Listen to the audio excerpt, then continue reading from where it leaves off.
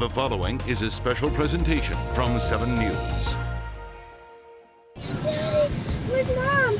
What's she stopping for? The chaos of a fire burning out of control. Here. Oh my gosh. 454, I'm in trouble. I'm stuck in my vehicle. Yuma!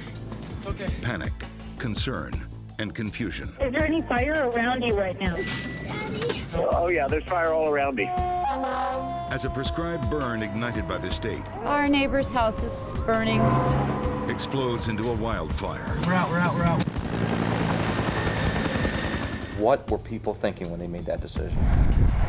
Along the way, major mistakes, a burn plan with problems, How can the Forest Service follow and exceed the burn plan and violate it at the same time? Jefferson County 911, where's your emergency? communication breakdowns, Looks like you got that evacuation notice in error, so you can disregard it. and for some, This is Sam Lucas. the message to run, You know, we got 79-mile-an-hour winds up here, and they got a control burn. coming too late or not at all. Blowing smoke right over my house. In the end, 3 people would die, Look around, and 22 homes destroyed. somebody has to be responsible for this. Only 7 News asking the tough questions, Who's been held accountable for the Lower North Fork fire? looking for answers, Did they follow that burn plan? investigating the fire.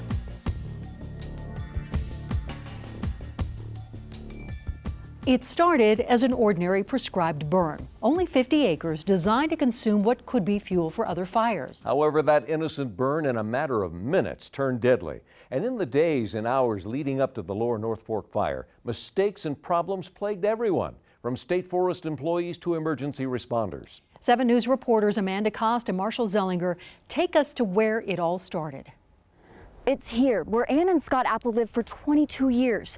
Now all that's left is charred rubble. It's where Ann was on Monday, March 26, when the Lower North Fork fire roared up this mountainside. It's where she saw smoke coming from down below 4 days earlier when she snapped this photo. The smoke was coming from a Colorado State Forest Service prescribed burn, started on Thursday, March 22nd.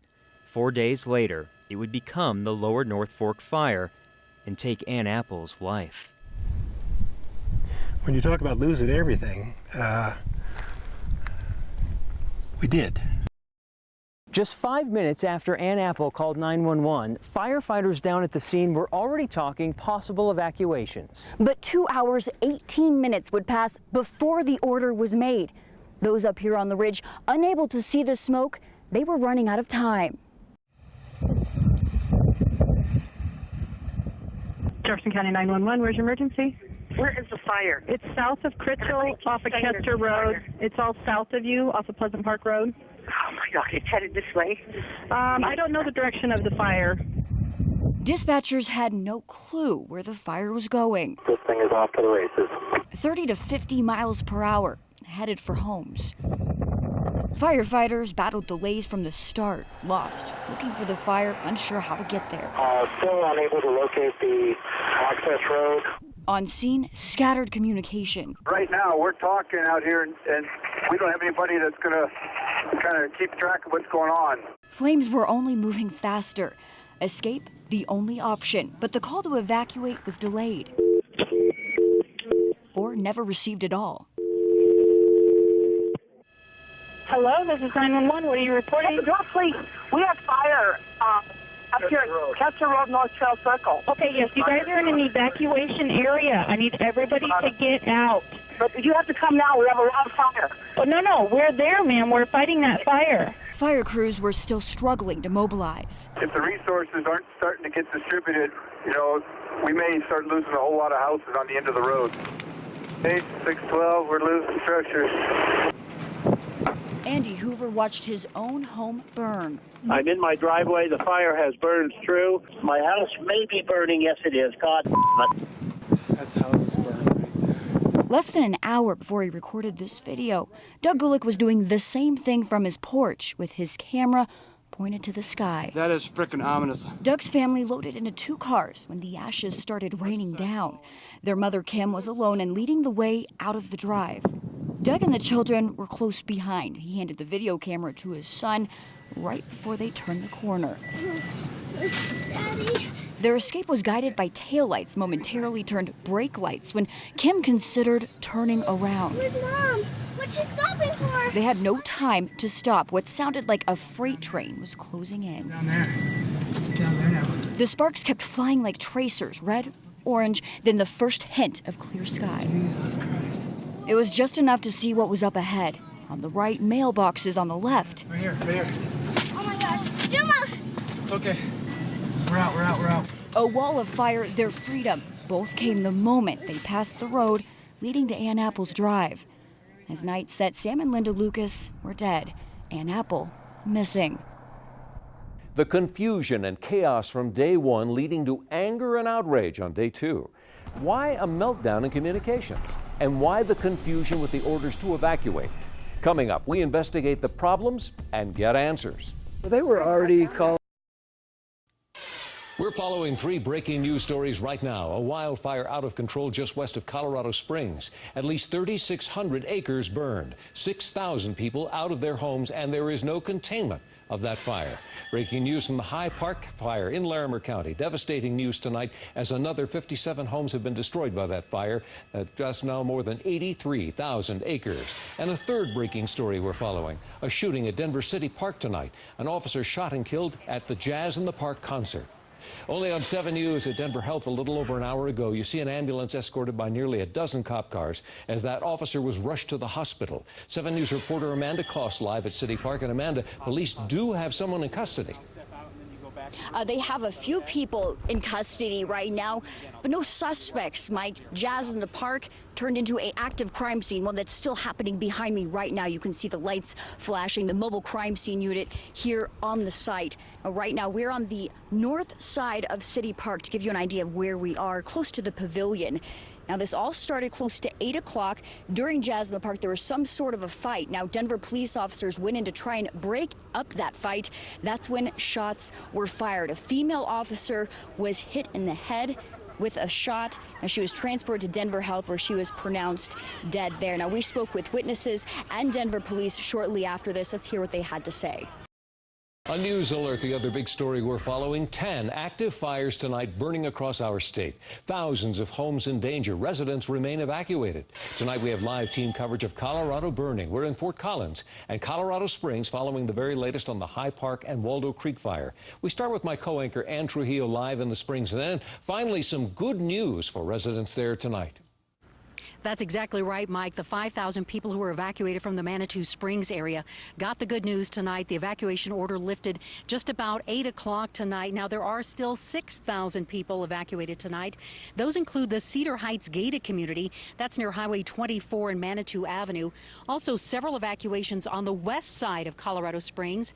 Pre-evacuation notices also out to people living south of Woodland Park. And tonight, Highway 24 remains closed between 31st Street and Colorado Springs to Woodland Park. This is dry, hot weather. Obviously, the wind's going to pick up. And that is the governor stopping by the command center of the Waldo Canyon fire this morning. His main concern, all the homes in these fire areas, adding Colorado has seen conditions like this before. As a frame of reference, in 2002, when we had that serious drought, and you remember the Hayman fire, we had, at the time of the Hayman fire, we had 8 fires. So this isn't something we haven't seen before. We're not going to. Now, Governor Hickenlooper added the government has been working as fast as it can to get the extra resources needed on this fire. Of course, there is sort of a common thread, really, to all of these fires burning in Colorado. That's the emotional roller coaster that these evacuees are having to deal with. This Colorado Springs community, no exception. 7 News reporter Mark Stewart is out here in Colorado Springs with me. And Mark, some of these folks got the news at well, while they were sleeping, actually. And it's been a very tough 24 hours. Some people getting the order to leave at 3:30 this morning. At the height of all of this, 11,000 people evacuated. Struggling to make sense of a school year tragedy. 9 students dead, all tied to drugs. 7 News reporter Russell Haythorne found the rampant abuse of prescription drugs escalating to ecstasy, LSD, even heroin, and in a community where you might least expect it. In Denver's Civic Center Park, no one hides it. Drug abuse is right out in the open. Here, on the other hand, it's something that lives in the shadows. He did what they call a speedball. It's everywhere. It's heroin, it's cocaine, it's ketamine, it's all over. Right in the Douglas County homes of moms like Chris Lazarus and Laura Coolyard. They didn't have to say anything. Laura and her husband were on vacation in Toronto last August when their son, Chris, died from drug use. 2 Ontario provincial police officers barged into our cottage, and I knew.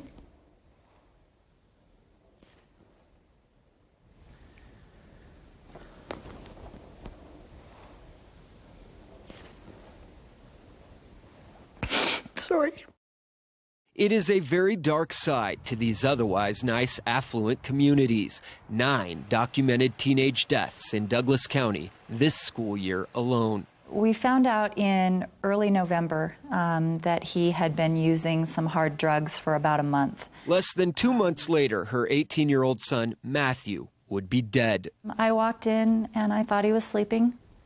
I don't remember much. I remember screaming. Both of these boys died at home, experimenting with some of the most dangerous drugs imaginable. Douglas County seems to have this feeling that we are above problems like heroin. But we discovered it's not. Just ask the high school kids themselves. I started when I was a freshman. Weed, X, and Coke once. Marijuana, ecstasy, Coke, acid. It's super easy to get drugs. I don't think they realize how big it is. How bad is the problem in Douglas County? You know, I never feel like it's a losing battle. But Douglas County Student Wellness Coordinator Leslie Clemenson says it's getting worse. The progression used to be, you know, the cigarettes, and then you go to the alcohol and maybe the marijuana, and somewhere along the lines most of the kids had some reason to stop. At a Castleview High drug awareness assembly, Clemenson explained the thrill of trying drugs morphs into addiction much quicker these days. That opiate addiction kicks in, especially with the painkillers,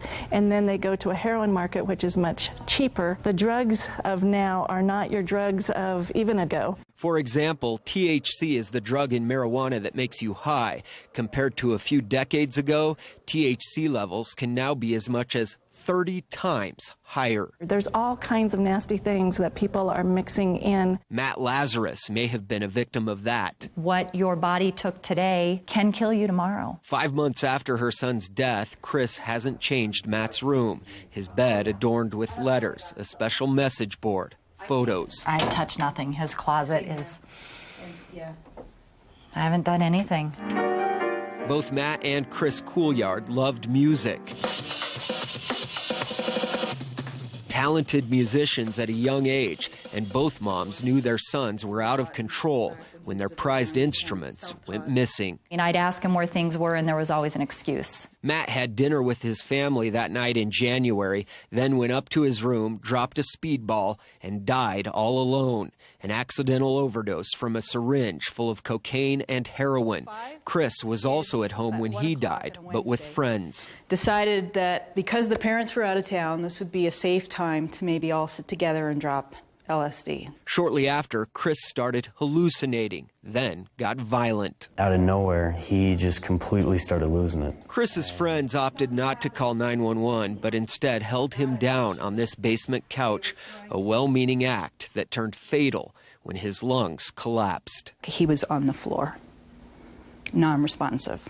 I don't think any of the kids that were here that day have anything but great regret and remorse for not calling 911. I definitely blame myself for everything. The issue is drugs are easy to come by. The truth is that our kids have access. Oh, you go to the bathroom, you can get whatever you want. Some kids change and stop using after seeing the destruction in their friends. I completely changed, and people always tell me that. But not all do. So these two moms are determined to expose Douglas County's deep, dark secret. If you have the knowledge, you might not need it for your own child.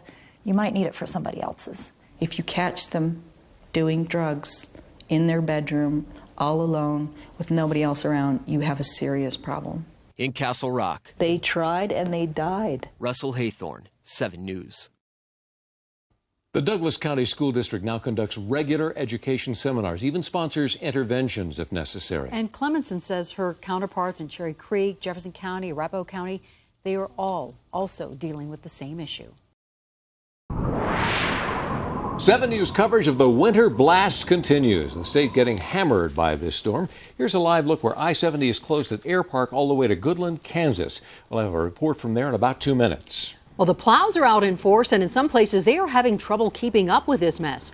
An update on just how bad and how it's going on the roads. Not bad in all places. We'll get an update from Jason Luber in about 2 minutes. Nearly 600 flights canceled at DIA. We're going to check if things are getting any better out there. A live report from there in about 4 minutes. Now, this winter blast is still in full swing all over the state. Some places in Colorado dealing with more than 2 feet of snow. So we are extending our coverage to help you get through this storm. We have team coverage of the storm with Matt Makins tracking the storm in the Weather Center. Tyler Lopez out along I-70. Lance Hernandez is at DIA. And Marshall Zellinger is out monitoring the driving conditions in Denver. Let's begin with Matt. Is it starting to stop yet? It's starting to stop, but it's going to take several hours. It'll be tomorrow morning before all of the snow is completely done. Here's a live radar picture. Heaviest snow still along the Front Range along I-25 from about Monument Hill all the way to the north, close to Fort Collins, not necessarily in Fort Collins. And then another heavy band just out closer to Kansas. And Jason's going to talk about some road closures out in that direction. Let me bring you into the northeastern plains. Heavy snowfall from Ray down to Burlington right now, closer to Denver. We have last chance to Denver with some heavier snow, even some light snow around Fort Collins into the south of Greeley. But there's still some heavy bands of snow throughout the metro area. Let me point one out to you. The darker blue from Erie and Boulder all the way down to the south along 36, right through Thornton, through downtown Denver, down to the south along Parker. That's the toll road, E470 right there. So still some heavy lines of snow, and this is actually moving towards the foothills. We still have that upslope moving, so we are still going to be counting on maybe another 1 to 2 inches of snowfall down to the south. So Inglewood, Littleton, Highlands Ranch, Leviers, Outdoors, Ken Carl, even Tinytown. A couple more inches are going to be possible throughout the next couple of hours. And again, on the Broadview, this is the area of snow. It will slowly be working off into Kansas and Nebraska over the next 12 hours, and then we'll be quieter by tomorrow. But the weather concern won't stop there. We're going to blow this snow around. So even if it doesn't snow a lot in addition to what we have, it's going to just blow around what we already do have. 31-mile-per-hour wind gusts in Greeley, 14-mile-an-hour at Littleton, Parker at 26. So it could be a little bit frustrating at times if you shovel off your sidewalk and then it gets wind blown back over. But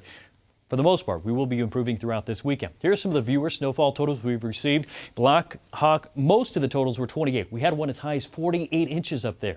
Otherwise, Littleton 10, Boulder at 12. Officially in Denver through about noon, 8 inches so far. We'll add just a little bit more than that. Doesn't look like the biggest February snow ever, but certainly one of the top 10 anyways. Snowfall amounts right into the metro area. Golden, 11 inches. Evergreen, 14. Conifer, 28 inches. Denver, as I said, at 8. A little bit less in Bennett, but Aurora and Parker right around 9 to 10 inches to be shoveling off this afternoon and this evening. Throughout the weekend, our focus will be on some cold temperatures, but then we are already tracking yet another 4-letter word, another snow, and that's going to be up. Another one? Another one. Oh. We'll be talking about how big this one could be coming up in a few minutes. All right, Matt, thank you. Sounds good. We have breaking news right now to tell you about the closure of I-70 through the Eastern Plains has now been extended in just the past 15 minutes. It was shut down. This is I-70 from Goodland, Kansas west. I-70 has already been shut down in both directions between Air Park and Lyman all day, and it may be tomorrow morning before conditions get any better for it to reopen. 7 News reporter Tyler Lopez has been keeping tabs on the impact of all this since early this morning. What's it like now, Tyler? You know, I'd like to tell you that things have improved since 8 o'clock in the morning. That wouldn't be true. It's absolutely horrible as it has been all day. Take a look. This is where it's closed. You can see the trucks are being told to get off the road. A lot of them just carefully turning left and going right back towards Denver because the winds are so bad, it is simply still unsafe. Even with the help of a lead blocker from CDOT, I-70 is both snowpacked. 5 years that I've been out here, it's probably definitely one of the worst. And covered with dangerous drifts of wind-blown snow. Because we can plow it if it was just snow, but with the wind, it covers it right back, and it's a long time before we win the battle. The winds have been the constant on the Eastern Plains, forcing east and westbound closures of I-70 the entire day. Driving conditions are poor, but if you're cautious and careful, it's not a problem. Now as nightfall approaches, this slush will become another hazard, potentially freezing. There is at least, I would say, a quarter to half an inch of ice in some spots where you could see the flows had just gone by. That and those ever-present winds make the reopening of this crucial east-west interstate unlikely tonight. So I would say probably Sunday would be my estimate, but yeah. That's the way to view it. I mean, it's very obvious. 3 different sources from CDOT telling me in the last 90 minutes that unless this weather changes, there's just no way they can reopen I-70. Right now, we've got conflicting information on what it's going to mean today. Right now, I-70 is closed eastbound from here to Lyman, But we checked, and KDOT, the Kansas Department of Transportation, is saying that westbound, they've got I-70 closed from Goodland, Kansas to Colorado. Based on what we're seeing here, would not surprise me during the course of our extended coverage if CDOT and KDOT get together and decide, look, let's close it here at Air Park all the way to Kansas in both directions, because conditions simply have not improved at all. Here's a look at the roadway. Now, this is the on-ramp. As you get off of I-70, if you are a resident, you can continue on towards the Deer Trail area. This has been hit by CDOT plows 5 or 6 different times today. They've used ice slicer. It's still icy. It's still covered in snow, and that's because the winds will not stop, guys. Yeah, that blowing snow is really what is treacherous out there once you plow those roads. Thank you, Tyler. We'll check back. Kind of discouraging out there, but there's some good news at DIA. We just learned they don't expect any more flights to be canceled because of the storm. Now, even so, about 600 flights were canceled up until now, and 7 News reporter Lance Hernandez got an up-close look at efforts to keep the airport open. Lance? And we saw a bunch of snow melters, brushes, and plows in operation up close on the runways today. DIA's big deal is trying to get all these passengers where they're going safely, and to that end, their #1 priority is keeping the north-south runways open. Now, crews periodically shut one of them down for snow removal. That's only about a 15-minute period. Then it's back open for business. When it snows like this and when it's windy like this, everything slows down. We've got to slow everything down to be safe. DIA Field Maintenance Director Ron Morin says they've got 106 pieces of equipment on the airfield. Among them, this giant snow melter that eats 600 tons of snow an hour. We rode along as a fleet of plows and sweepers cleared one of the runways. See what I'm saying about whiteout conditions? You don't know where you're at. No. Morin says they get about 15 minutes to clear each runway and can only do so after communicating with the FAA, TRACON, operations and maintenance. This is a well choreographed, coordinated team effort. We noticed that the runways are in better shape than I-70. Morin says there's a reason for that. So aircraft can hit that pavement or hit that runway and brake safely without sliding off a runway. Passengers waiting patiently for their flights are grateful. I'm trying to get home desperately, trying to make a Super Bowl party that I have planned and paid for. You know, ultimately nobody can control the weather, so you just have to keep a positive attitude and hope for the best. Now, security lines are a little bit longer now than they've been all day long here at DIA, but there's still not much of a wait there. The big wait, of course, is for the planes that some of the airlines are holding off until this big winter storm is over. Live at DIA, Lance Hernandez, 7 News. From 7 News, this is a Call 7 Investigators special presentation. Tonight, a Call 7 Investigators special presentation.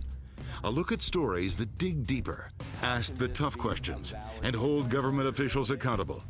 We will show you stories that expose millions of tax dollars spent with little oversight. What kind of use of your tax dollars is that? A waste. Stories that uncover innocent people trapped in the legal system. Going to your wife to tell her that you've been subpoenaed for downloading a gay porn. Probably not a conversation you want to have on a Wednesday night. And stories that reveal public safety compromised for the profit of government officials. She told me that I basically probably need to stay out of this because this is going to be very political. And now, here are the Call 7 investigators.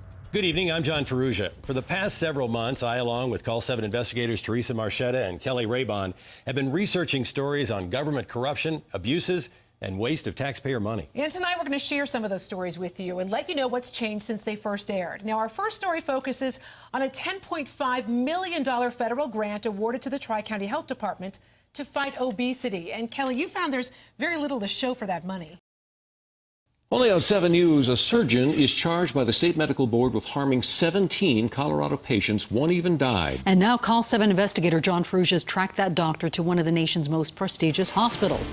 And John, she's there after apparently leaving yet more damaged patients in her wake. That's right, Ann. Dr. Denise Crude, a neurosurgeon, committed serious errors in the operating room, even operating on the wrong side of a patient's brain. But the state medical board in Colorado never disciplined her. Instead, we found a system that allowed her to give up her Colorado license and simply move on to operate on other patients. I couldn't move my right foot, and I couldn't feel my right foot, and I didn't go in for a right-sided surgery. So that's when I knew something was wrong. Mary Friday of Rockford, Illinois struggles to walk because she can't control her right foot, and she's in constant pain. She and the Illinois Medical Board charge it's because Dr. Denise Crute operated on the wrong side of her spine and caused severe and permanent nerve damage. This has caused me a great deal of pain, more pain than I could tolerate being functional. You know, I was very spontaneous with my life and enjoyed life to its fullest. I can't be the mom that I was before and engaged with my daughter with all the activities that we did together.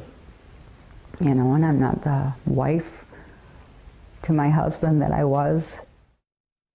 It broke me emotionally.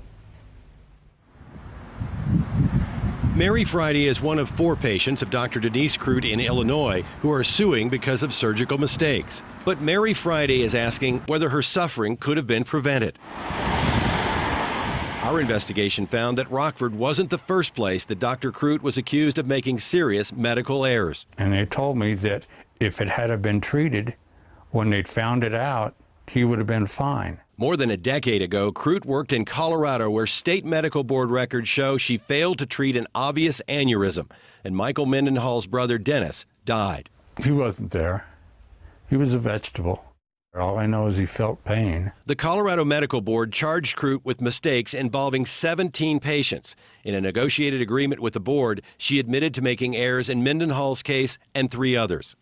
Documents show Crute operated on the wrong part of the brain or spine, causing significant and permanent injuries. And she walked out of the operating room and went to another hospital while incisions were being made by an assistant on a patient under anesthesia. With those admissions, she gave up her Colorado license and moved to Rockford. Michael Mendenhall is frustrated that Dr. Denise Crute is still practicing. They should have taken her license and sent her to prison. But instead? Instead, they just slap her hands and let her go. Well, that's just wrong. That's just somebody passing a buck. After admitting harm to patients in Colorado and surrendering her license, and moving to Illinois where she's now accused of more malpractice, the question is, how did she get a job here in New York? Dr. Crute, I'm with the Denver television station, 7 News in Denver, and I wanted to ask you if you thought it was appropriate. Terry? Crute, her lawyer, and officials at the Illinois hospital where she worked all refused to talk to us. So we tracked down Crute in New York City, where she's now practicing at the prestigious Mount Sinai Medical Center. You've admitted harm in Colorado, and then you moved to Illinois, and now you've got lawsuits in Illinois. You just can walk away. And that is exactly what she did in Colorado after negotiating with the state medical board to let her license lapse and agreeing never to practice here again. That's not a disciplinary action. It is not, but it is a reportable action. Marshall Smith is the program director for the Colorado Medical Board. He concedes that, like Colorado, many states have rules that specifically require disciplinary action from another state before a medical license can be denied. Our investigation has found that a voluntary surrender agreement, like that of Dr. Denise Crute, even if it's reported to a national database, means a doctor can still be licensed in other states, and patients are none the wiser. Why wouldn't I surrender my license in Colorado and say, fine, I won't practice here, but now I have no public discipline. I'm going to go to another state where I know I can practice. I really don't have a good answer for that. And neither do officials at the Rockford, Illinois hospital who hired her after she left Colorado. Mr. Schertz, I'm John Perugia. Wanted to talk with you. I could. Dr. Crute. I'm on my way to a meeting. We repeatedly ask officials of St. Anthony Hospital, OSF, for an interview. They refused to talk, so we went to Rockford to see them. David Schertz is the hospital CEO. You hired Dr. Crute knowing her record. In fact, there's a media plan that I have here to show you. Excuse me. Would you talk to me about Dr. Crute? No. And talk to me about this media plan? What he would not talk about is this draft media plan put together just in case reporters in Illinois found out about Dr. Denise Crute's background. And not surprising, among the most important points, quote, the state of Colorado never suspended or revoked Dr. Crute's medical license. So, both Illinois and New York subsequently issued licenses to Dr. Crute to practice medicine without restrictions. Could you talk to me? But even more troubling is that the plan clearly shows that hospital officials knew the chance they were taking, suggesting a strategy of what not to bring up should they be asked about Crute's record in Colorado. We cannot use the no harm argument, says the document, because one of the 4 patients died. And the last of the 4 cases occurred in 2004, which prevents us from using a these are old cases argument. After the suits began in Illinois, records show St. Anthony's told Crute her contract would not be renewed. These doctors are gaming the system. Of course they're going to come to you and say, here's my license, because they want to practice somewhere else. What's the board's obligation to protect patients all over the country? The board's primary obligation is to protect the public health, safety, and welfare of the citizens of Colorado. That's our mandate. But what about everybody else? And we are able to perform that mission for the people of Colorado. While that is true, it is little consolation to Mary Friday in Illinois, who learned that Dr. Denise Crute has now moved to Mount Sinai Hospital in New York City. I thought that sounds about right. I thought she's trying to reinvent herself. She's got a license out there. I thought that's what she's doing. She's trying to reinvent herself. Now, Mount Sinai Hospital officials claim that Crute is not performing surgery, yet in a sworn deposition that we got, Crute says she's in fact operating without restrictions.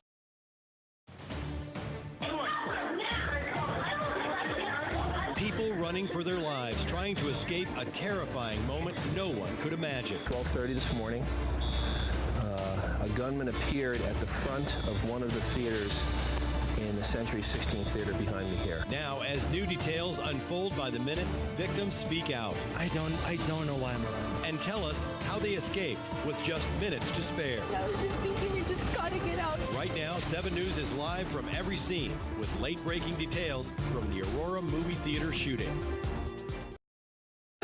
A ball of intense flames. And if you think we're angry, we sure as hell are angry. Crews detonating truckloads of explosives found inside the suspect's apartment.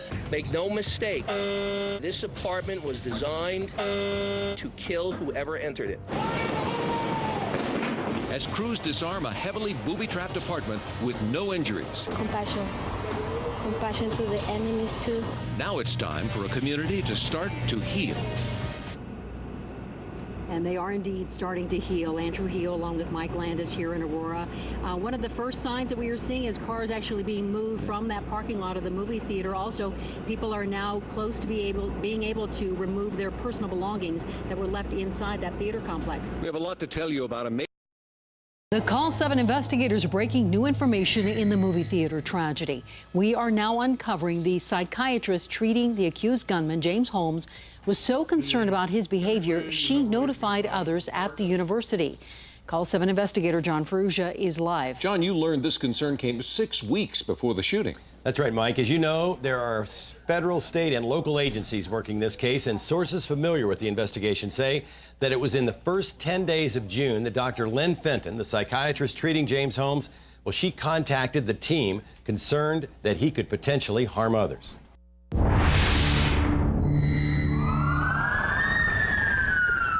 In the wake of the July 20th theater killings, investigators soon learned, and court documents confirmed, that James Holmes had been treated by a CU psychiatrist for weeks prior to his dropping out of the University of Colorado's neuroscience PhD program. Multiple sources tell Call 7 investigators that Holmes told the psychiatrist, Dr. Lynn Fenton, something so disturbing that she notified several members of the university's Behavioral Evaluation and Threat Assessment, or BETA team, of a potential danger. According to our sources and the university website, the so-called BETA team has staff members from various departments, including the Counseling Center, Legal Counsel, Student Life Office, Campus Police, and Student Services. These members have expertise to, quote, provide support and information and referrals to those dealing with threatening or disruptive situations. According to ABC News, Dr. Lynn Fenton is one of the experts who helped form the team in 2010. University officials confirm she is a current member of the team and can convene the group in conjunction with the team chairman. Sources tell the Call 7 investigators that Fenton made initial phone calls about engaging the BETA team in the first 10 days of June, but the team never came together because James Holmes, after he failed a preliminary exam 3 days earlier, dropped out of school on June 10th. After that date, CU officials said last week, 7 News truth tracking the candidates' statements tonight, making sure that you know the facts, get them straight. 7 News reporter Marshall Zellinger tracking the debate tonight, and he's live with a spot check on what we heard. Marshall? Mike, those face-to-face confrontations that Mark referenced led to some healthy debate over what's true and what's false, starting with the cost of filling up at the pump based as it relates to oil and gas production on federal lands. In the last 4 years, you cut permits and licenses on federal land and federal waters in half. Not true, Governor Romney. This is misleading. Permits are being approved, just at a lesser rate, not cut in half from where they were. This is data from the Department of Interior, and what we're looking at is this line, the number of drilling permits approved on federal land. I've come over here and I've already done the math. Over the last 3 years, while the president has been in office, there have been more than 12,800 permits approved to drill on federal land. Breaking news in Democracy 2012, the president keeping his job. This is a live picture from Chicago tonight, where supporters are celebrating the re-election of Barack Obama. 7 News projecting he has the electoral votes needed to stay in office. Celebrations also here in Colorado. This is the Democratic headquarters in downtown Denver. 7 News tracking both the local and national results tonight. Let's get right to the presidential election numbers. 7 News with team coverage from both parties' headquarters right now. 7 News anchor Mitch Jelniker live at the Republican headquarters at Mile High Stadium. Let's start with 7 News anchor Ana Cabrera in downtown Denver at the Democratic headquarters. Ana, lots of excitement with tonight's results. Lots of excitement. Yeah, we're looking at some real trend lines right now, and Kelly's going to start with, on the Republican side, some strength for Romney. That's right. Let's get right to the numbers. You can see right here in Douglas County, we're looking at 63% for Romney, 35% for Obama. Now, this is with 72% of active voters reporting. Breaking news, Air Tracker 7 over in Nevada Park, where a body has been found. Westminster police saying they have not confirmed that it is that of 10-year-old Jessica Ridgway. That announcement only hours after police clear her parents in her disappearance. Both angles breaking tonight. Let's get right to live team coverage with Marshall Zellinger at this Westminster Police Department with the very latest. Marshall?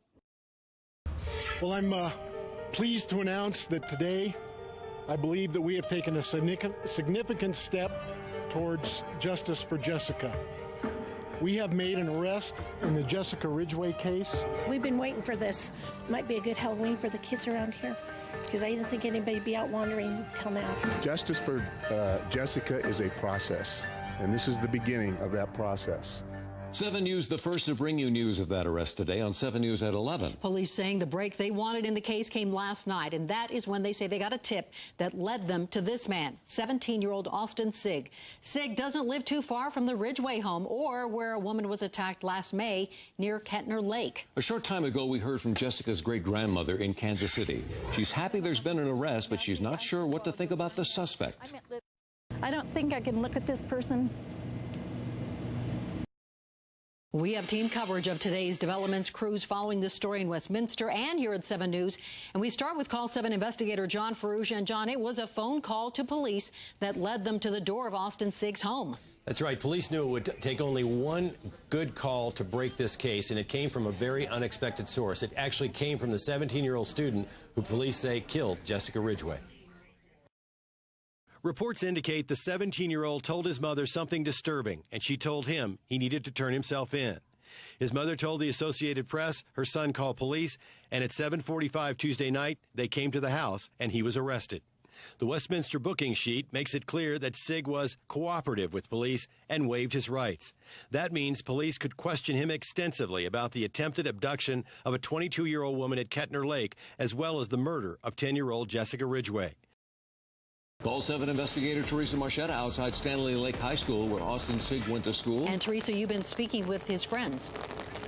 That's right, and friends of his, former classmates of Austin Sigg's, tell me, yes, as Lance mentioned, he did like to wear goth clothing. He was into listening to death metal, but they say he was friendly, he was approachable, he was a very helpful guy. And when word of his arrest spread through Stanley Lake today, friends said they never saw it coming. What kind of guy was he? I mean, is he the kind of guy that could murder a little girl? He's a smart. We never thought, like, it was shocking. He was the kid that went around school, and like the kids who walked down the hall alone, he would walk with you. He was one of those that always talked to everybody, always said hi to everybody, knew everybody. He was so nice. When's the last time any of you talked to him or saw him? I saw him like last week. I saw him last week. We didn't think anything would happen.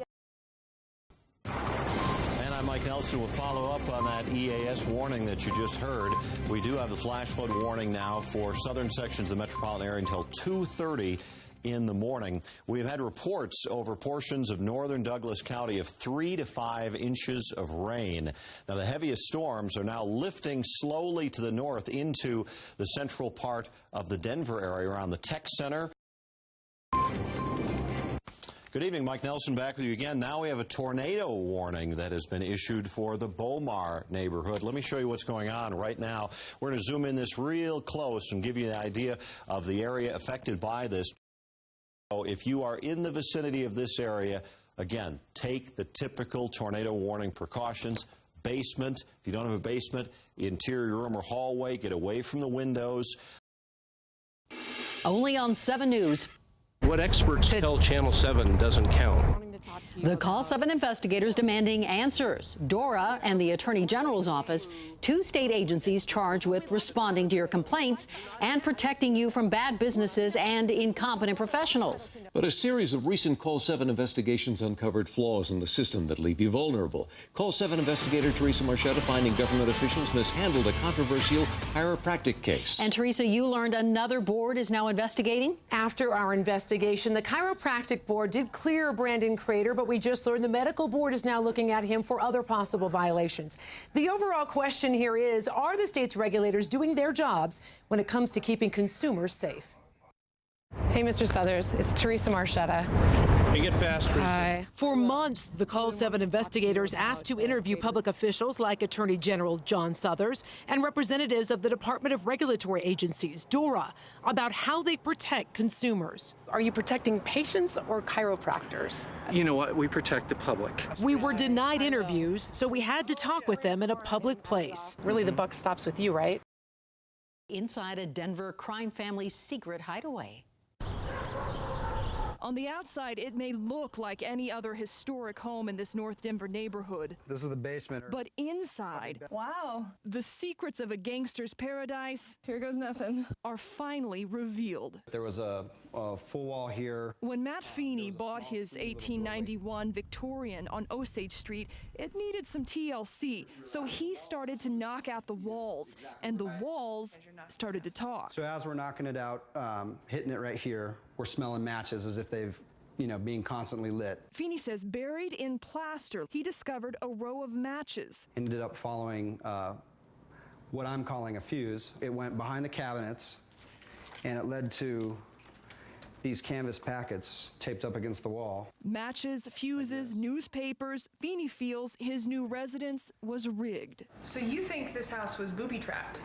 I do. I think that might have just been a way for them to quickly make a distraction. See, Feeney found out the first homeowners here were Denver's most infamous connection to the mob. They were great for selling papers. Former Denver Post columnist Dick Kreck wrote the book on the Smaldone family, which basically ran the city's underground gambling from the 30s through the 70s. They were sort of B-level gangsters. But I always tell people we still love them today because they were our gangsters. Gangsters who needed a hideaway. I had to redo some foundation footers on the back half of the house. And before long, Feeney found that too, in the cellar. It's like they almost tried to stucco over the entrance to it.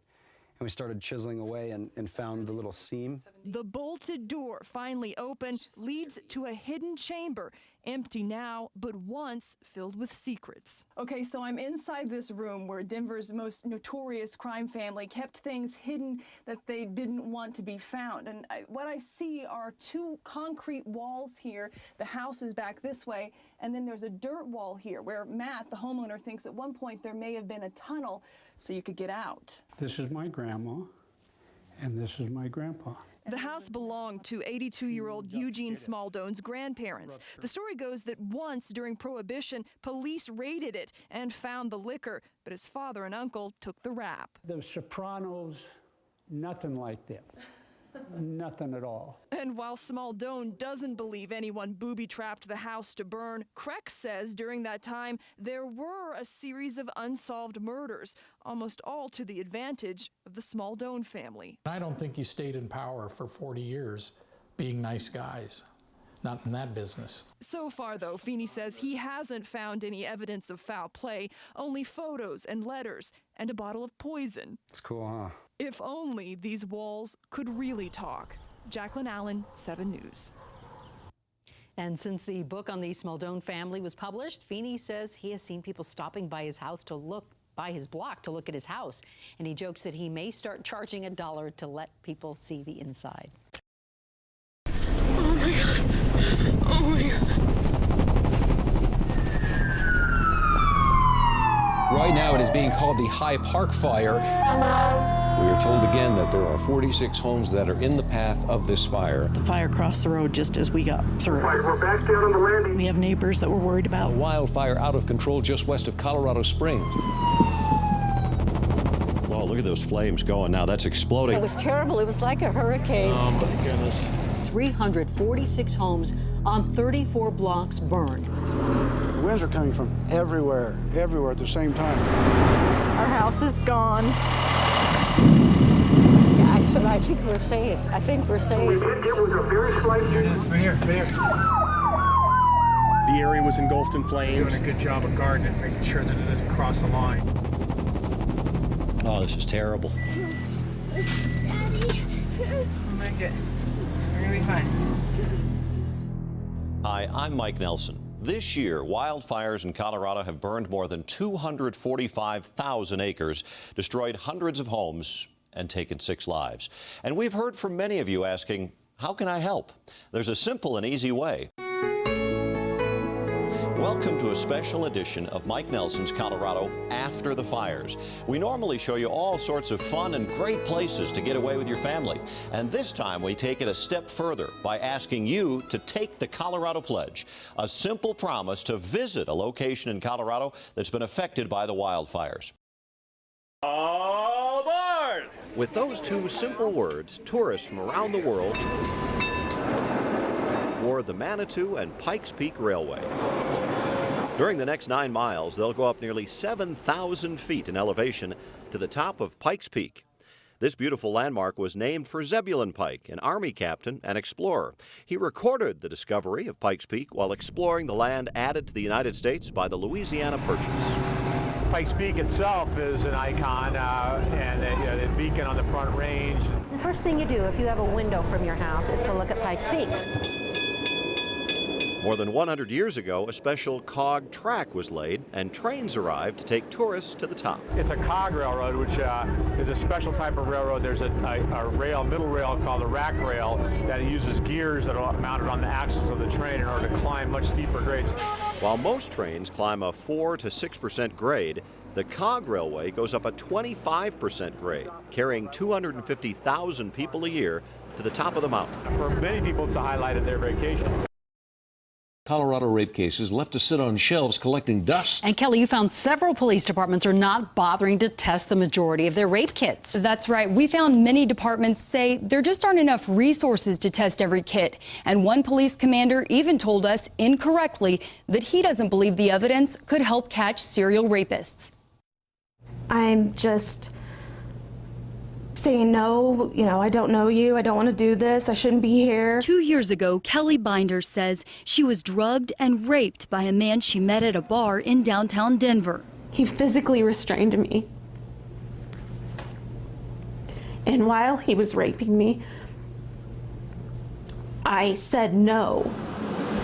Within hours of the assault, Binder contacted Denver police, who recommended she go to the hospital for a rape kit. You're laying on this white sheet under these bright lights. Every intimate part, taking photographs and pulling hair out of your head. Binder says the process felt like a second assault. The experience was just a nightmare. The rape kit was given to police, but weeks later, Binder says Denver police told her they couldn't prove she didn't give consent, telling her her rape kit would not be tested to see if her attacker raped anyone else. I was raped. This man raped me, and they did nothing. They did nothing at all. And she's not alone. Since 2008, the Denver Police Department has received 1,064 rape kits. The Call 7 investigators found 44% of DPD rape kits have never been tested. A lot of the rape kits we wind up doing are just to document the trauma and everything else that occurred. Commander Ron Saunier with Denver Police says many rape kits don't need to be tested. That comes down to a case-by-case basis. I can't say yes, everyone would. Saunier says detectives may test rape kits when the suspect is unknown, but rarely test in cases of date rape or domestic sexual assault. No, we don't test 100% of the cases. Some of those, we don't want to test or we don't need to test. Even though DPD performs basic screening on more than half their rape kits, that doesn't mean it does all the testing necessary. DPD couldn't tell us how many kits it's tested for DNA, which is crucial to matching offenders in the national database. We asked if that was something worth tracking. I don't know. I can't see, short of for your story, it's hard to say. I don't know, why that would be something that we need to track.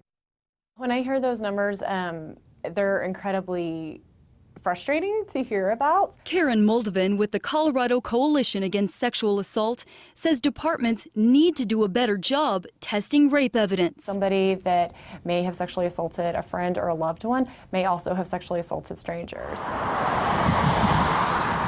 The Fort Collins Police Department sends its rape kits to the Colorado Bureau of Investigation.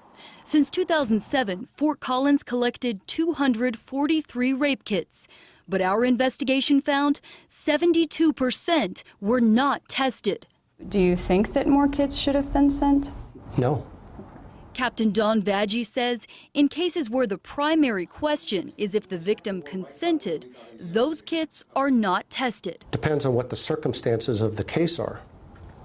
If they know the suspect and the issue is consent or the lack thereof, a sane kit isn't going to typically help with the issue of consent. And Vaggi claims those rape kits aren't even eligible to be tested and uploaded into CODIS, law enforcement's national DNA database. If the issue is consent and she knew who the person was, my understanding is that does not get loaded into CODIS. But we found that's not true. CBI spokesperson Susan Medina says if local agencies send a kit, CBI will enter it into the database. And then that person could be connected to other cases. It takes an average of 6 to 9 months for CBI to process rape kits. But it's a service CBI provides free of charge to help local agencies solve crimes. Justice. We're all seeking justice. Which raises questions about why agencies like the Jefferson County Sheriff's Department send so few kits. We don't hold back from sending them. We just don't want to unnecessarily bog down the system at CBI. Mark Techmeyer says Jefferson County collected 117 rape kits during the last 5 years. But we found 64% of its rape kits have not been tested. And to send them tests that have absolutely no use whatsoever would be illogical. How do you think a victim would feel hearing that what's in that rape kit is of no use?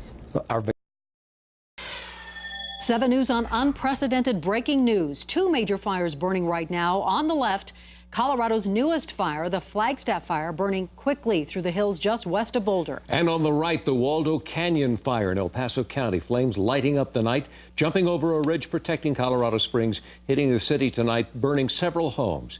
They are just 2 of 9 fires burning right now. 2,400 people under pre-evacuation orders right now in Boulder. More than 32,000 people out of their homes around Colorado Springs. And we continue our team coverage of the wildfires right now. Multiple reporters in both Boulder and Colorado Springs. And we'll get to 7 News reporter Marshall Zellinger and Steve Fiorina on the Waldo Canyon fire in just a moment. We start with the Flagstaff fire, and 7 News reporter Russell Haythorne live in Boulder. And Russell, you were at that pre-evacuation zone tonight.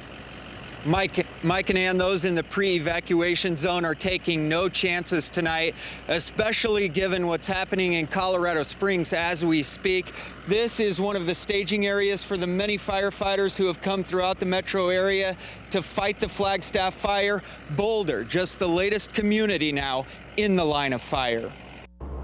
A military C-130 makes a drop of retardant from the air. Crews started attacking this fire almost as quickly as it attacked. It was almost instantaneous. This fire took off in a flash, literally started from a flash of lightning, according to witnesses. The clouds rolled through and a couple lightning bolts hit the ground, and we saw one of them hit flat irons and smoke billowed out right afterwards. That prompted families like the Gordon Cone residents photos to pack up immediately. Frighteningly ran over as fast as I could. We packed things that we thought were mementos, photographs. Some even hired private brush trucks to protect their homes. We're pre-treating the vegetation behind both homes very significantly, which will hold up for the next several hours. An unrelenting situation and a tireless effort to fight it. Just absolutely scary. And there's no other word. I mean, we're just petrified of it. And there you see that row of fire engines and trucks. They've come from all over the metro area, Brighton, Longmont, Louisville, you name it. They've come here to help fight the Flagstaff fire. Only a few hundred acres tonight, but still residents in Boulder taking absolutely no chances. We're live in Boulder. Russell Haythorne, 7 News. And 7 News also on fire alert in Colorado Springs tonight. This map showing the thousands of people evacuated from the Waldo Canyon fire. This fire destroying dozens of homes and forcing 32,000 people out of their homes. 7 News with team coverage from the Waldo Canyon fire. 7 News reporter Steve Fiorina live from the command post. And we start now with Marshall Zellinger, who has watched the fire move closer and closer to homes all night. Marshall? Ann and Mike, when we got to this Air Force Academy overlook on I-25 at about 4:30 in the afternoon, you couldn't see flames broaching the ridge. Now you see the glow behind me in the Mountain Shadows neighborhood with the Rock Rimmon neighborhood just below that. This is where the majority of the impact of the flames have been this afternoon. Winds gusting from 30, 40, even 60 miles per hour, pushing the flames to the east toward us and also to the south to that Cedar Heights neighborhood. That glow from right to left, I'm going to start on the right side, is the Mountain Shadows neighborhood. As you push farther to the left, that's where you're impacting the Flying W Ranch, which we have confirmed has burned down, as well as the Cedar Heights neighborhood is where that glow on the far left side is. And we most families up here who lost everything. The lack of accountability is most upsetting. Well, they believe if change is to come, it starts with someone taking responsibility. After we started asking questions, now the state is taking action. They've spent weeks opening up to us about their loss. Now they're at the mercy of state lawmakers. It's just devastating. We lost everything that we've ever worked for. I can remember the love that went into all the things in that home. But insurance can't replace dreams, memories, lives. It can't do that. I keep hoping that, it's like a bad dream. I need to be able to trust that our elected officials will actually do the right thing. One by one, the plea to convince elected representatives to support a bill that could possibly pay for this, and this, and this. In the last 7 years, out of 175 prescribed burns in Colorado, only 2 had ever escaped. The destruction this one caused is new territory for the state. 2 investigations so far have danced around any blame. A third investigation by the U.S. Forest Service could take more than a year. The whitewashes that we've seen so far don't cut it. The way Colorado's law is written today, Lower North Fork fire victims will have to sue the state to try to collect any of just a portion of $600,000. I had beauty, and now it's coals. This was a life, a dream, and it's gone. Lawmakers are trying to fast-track a bill to allow victims to bypass the courts and file claims with the legislature without a dollar limit. The Attorney General's office questions if it violates the state's constitution. To think that the state could get away with killing people and burning down our homes and not be penalized is horrifying. It'll be months before we know how much the state will pay for 4,140 acres, 22 homes. But we know today that no one can put a price on the lives lost. Sam Lucas, Linda Lucas, Ann Apple. March 26, 2012, I think Colorado lost one of its greatest women. Rest in peace, Ann Apple, rest in peace.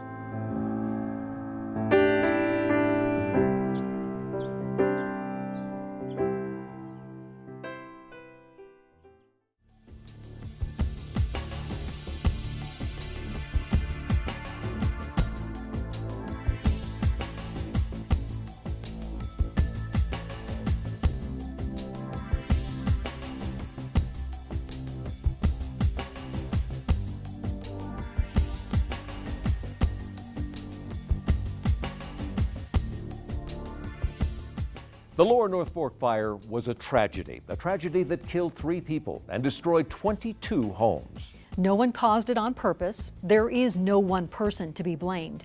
However, our continued investigation is revealing mistakes, some made months before the burn ever started. As the state continues to investigate what went wrong, so will we.